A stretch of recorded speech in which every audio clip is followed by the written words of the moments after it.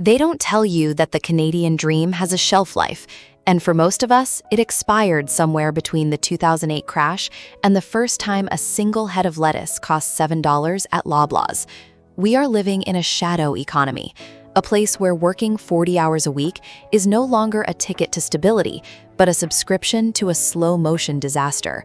Most Canadians are walking on a tightrope made of high-interest debt and false promises, unaware that one wrong step, one perfectly logical decision, can wipe out a decade of savings in a single fiscal year. This isn't just about bad luck.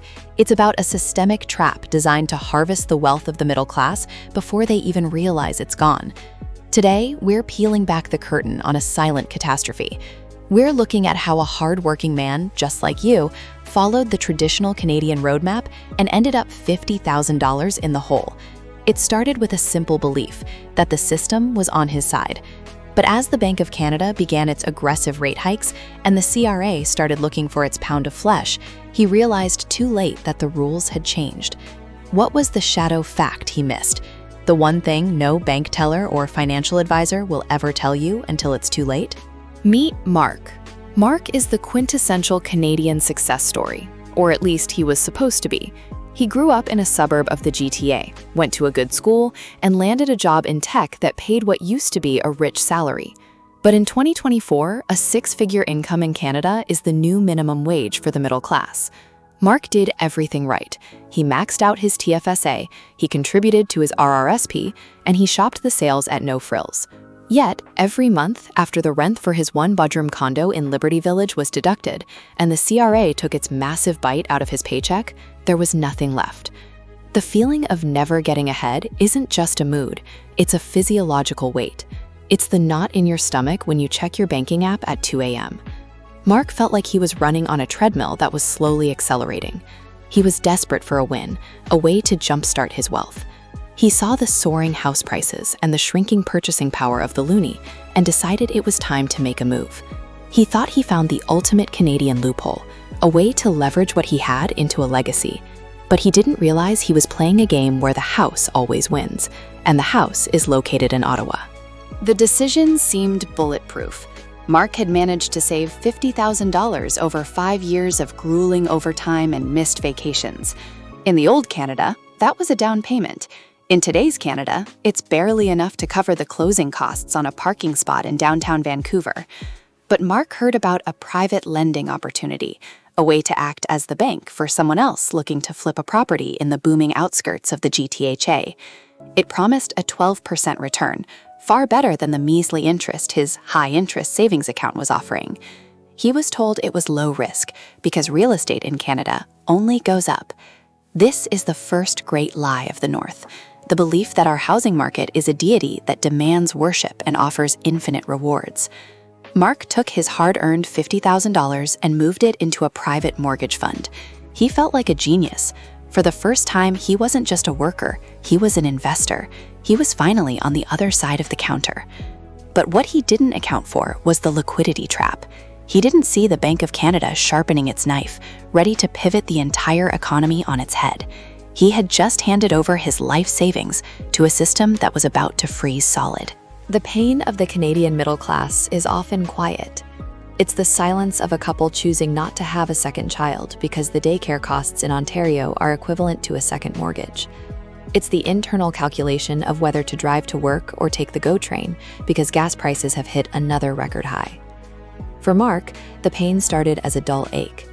He noticed that the monthly interest checks from his private loan were starting to arrive late.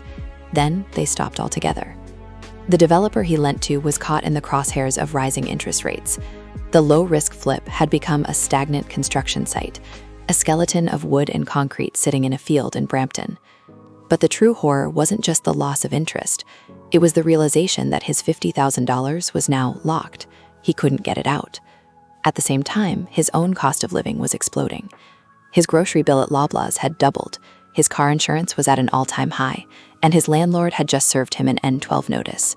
He needed his money back, but the system he trusted had slammed the door shut. He was witnessing the disappearing middle class in real time, and he was the one disappearing.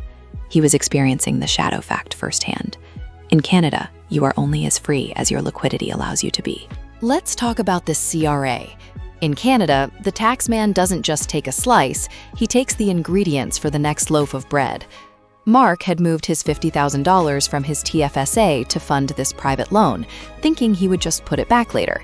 He didn't understand the complex rules regarding qualified investments and the brutal penalties for overcontribution or carrying on a business within a tax-free account.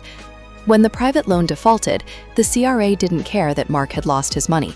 They only cared that he had technically violated a reporting requirement 3 years prior during a different transfer. This is the visceral reality of Canadian finance. The mistakes you make today are landmines buried in your future. While Mark was struggling to pay his rising rent, a brown envelope arrived in his mail, the kind of envelope that makes every Canadian's heart stop. It was an audit. They weren't just looking at his $50,000 loss, they were looking at his entire financial history. The stress was no longer just financial, it was existential. He was working 50 hours a week just to fund a government that was now spending thousands of dollars in administrative costs to squeeze an extra few thousand out of him. The irony was suffocating. He was being penalized for trying to grow his wealth in a country that claims to reward hard work. The $50,000 wasn't just a number on a screen. It was 5,000 hours of his life. It was the time he didn't spend visiting his parents in Nova Scotia. It was the nights he stayed late at the office while his friends were out. When that money vanished into the abyss of a failed development and a CRA fine, Mark felt a part of his soul wither. This is the emotional pain no one talks about in Canadian finance, the mourning of lifetime. In Canada, we are taxed on our income, taxed when we spend it, and taxed when we try to grow it. We are the most overgoverned and underserved population in the G7. Mark looked around his small apartment and realized that everything he owned was actually owned by someone else.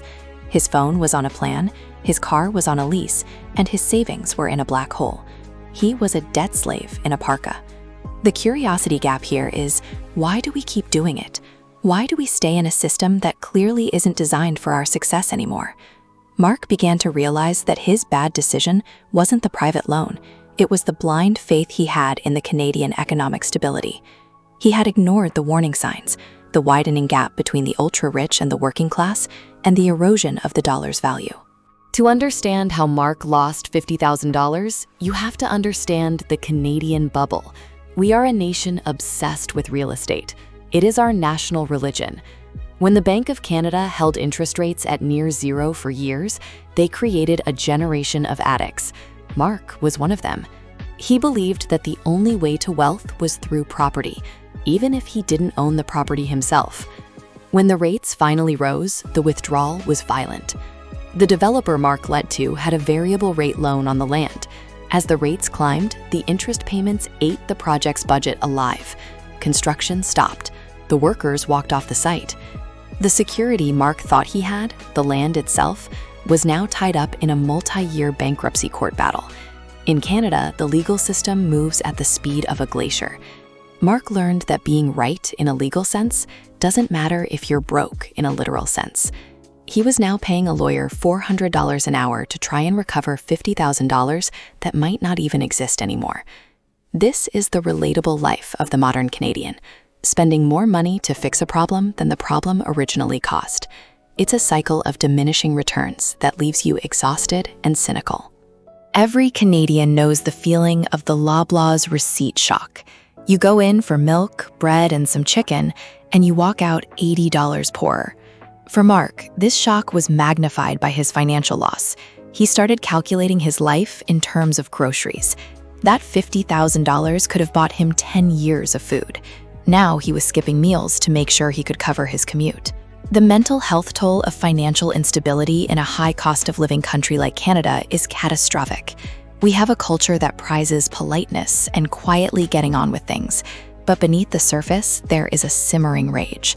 Mark felt it every time he saw a luxury SUV drive past him in the GTA. He wondered who these people were and how they were still thriving while he was drowning. Was he the only one who missed the memo? The shadow fact is that many of those people are also one paycheck away from disaster, living on a mountain of HELOC debt. But Mark didn't have a house to borrow against. He had nothing but his depleted bank account and a growing pile of stress-related health issues. He was realizing that the safety net in Canada is actually a spider web. It's designed to catch you, but it's also designed to keep you stuck.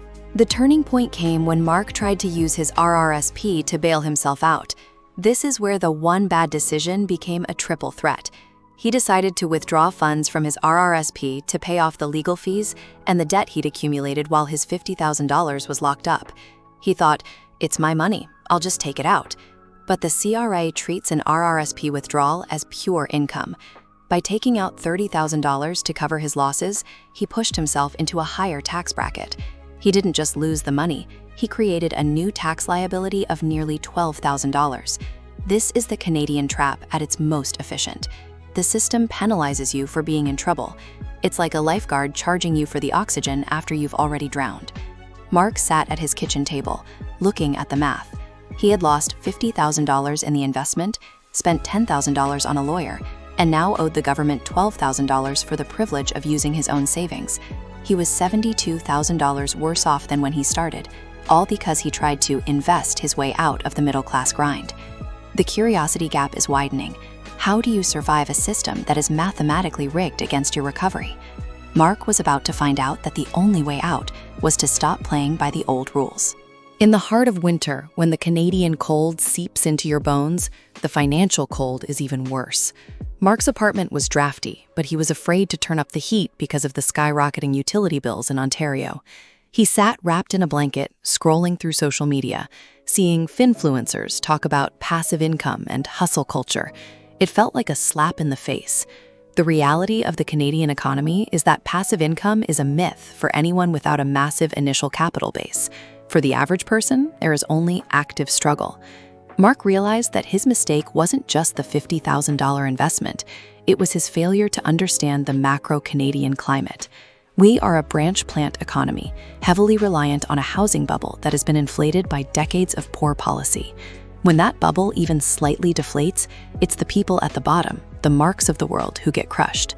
The shadow fact he finally grasped was this: the Canadian government doesn't want you to be wealthy, they want you to be taxable. Wealthy people have options, taxable people have obligations. Mark was the ultimate obligated citizen. He was the engine of a system that was currently stripping his gears. Mark's story is not unique. Across the country, from the fishing villages of Newfoundland to the tech hubs of Waterloo, Canadians are experiencing a standard of living heart attack. We have been told for years that we are better off than our neighbors to the south because of our healthcare and our social safety nets. But Mark found that when he was at his lowest, the safety net was full of holes. He couldn't get a doctor's appointment for his stress-induced migraines, and the employment insurance he'd paid into for a decade wouldn't cover him because he was still technically employed, just broke. The visceral pain of working a good job and still being unable to afford a modest life is a uniquely Canadian form of torture. It's the feeling of being gaslit by your own country. You are told the economy is resilient, but you feel fragile. You are told inflation is cooling, but your grocery bill says otherwise. Mark's $50,000 loss was the catalyst that woke him up to the truth. He was living in a gilded cage, where the gold was just yellow paint peeling off a rusted frame. He had to decide.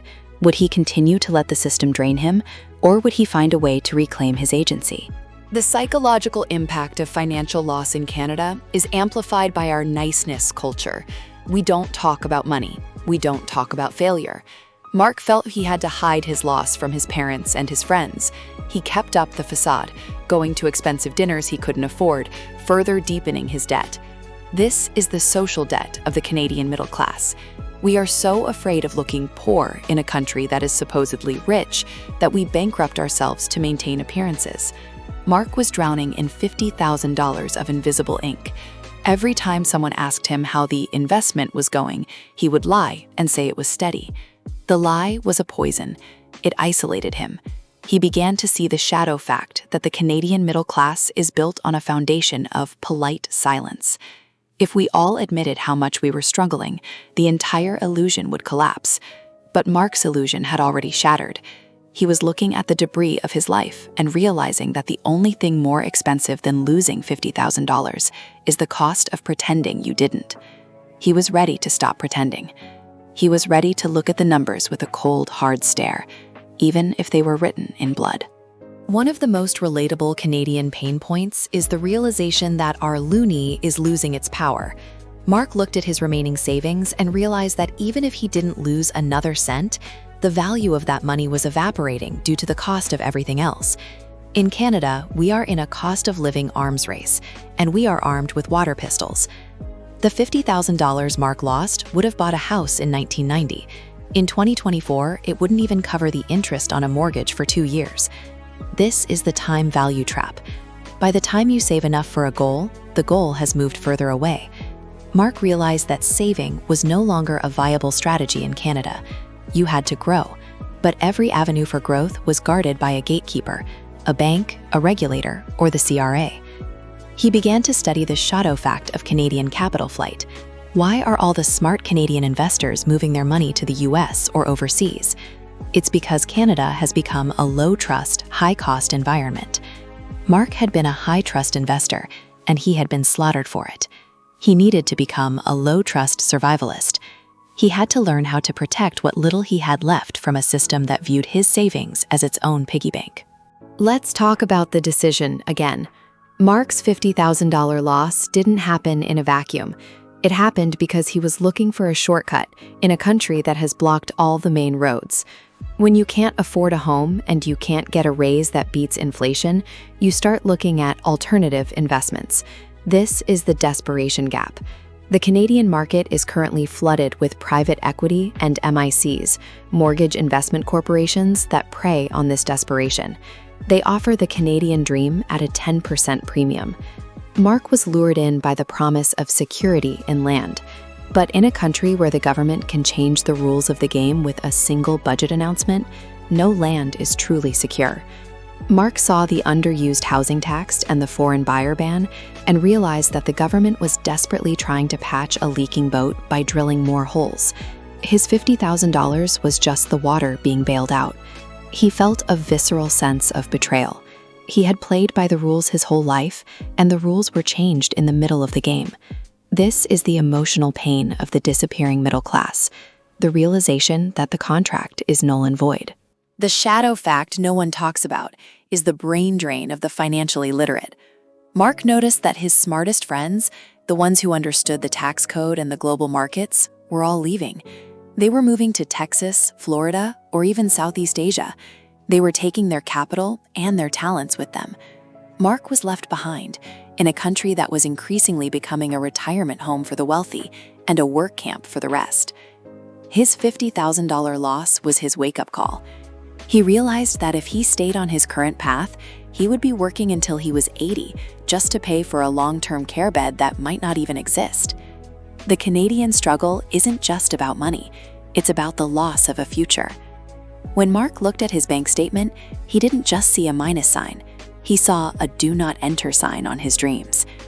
He had to decide if he was going to be a victim of the Canadian trap or if he was going to find a way to hack the system. He started looking into offshore structures, not because he was a criminal, but because he was a refugee of his own economy. The visceral feeling of never getting ahead is most intense on paydays. For Mark, payday was no longer a celebration. It was a redistribution event.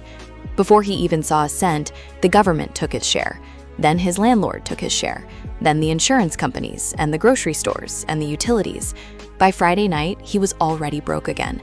The $50,000 he lost was his freedom fund, his only chance to break this cycle. Without it, he was just a ghost in the machine. This is the relatable life for millions of Canadians. We are living in a subscription economy where we don't own our lives. We just rent them from month to month. Mark realized that the only way to win was to stop consuming and start producing. But how do you produce when the cost of entry is so high?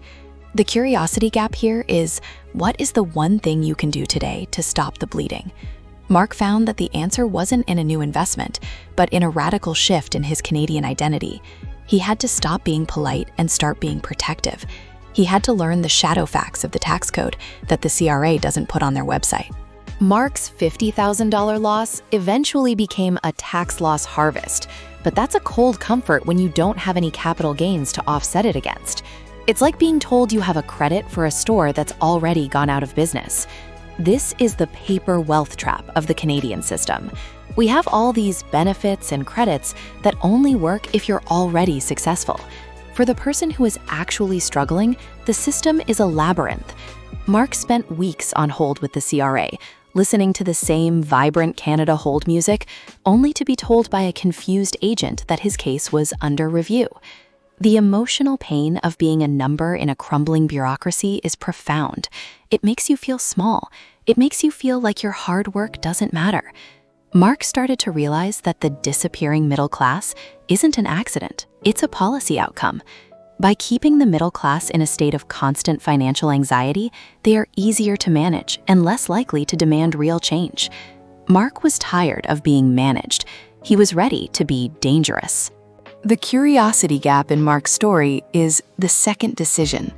After losing the $50,000, most people would have given up and accepted a life of quiet desperation. But Mark did something different. He began to look at the shadow facts of the Canadian housing market.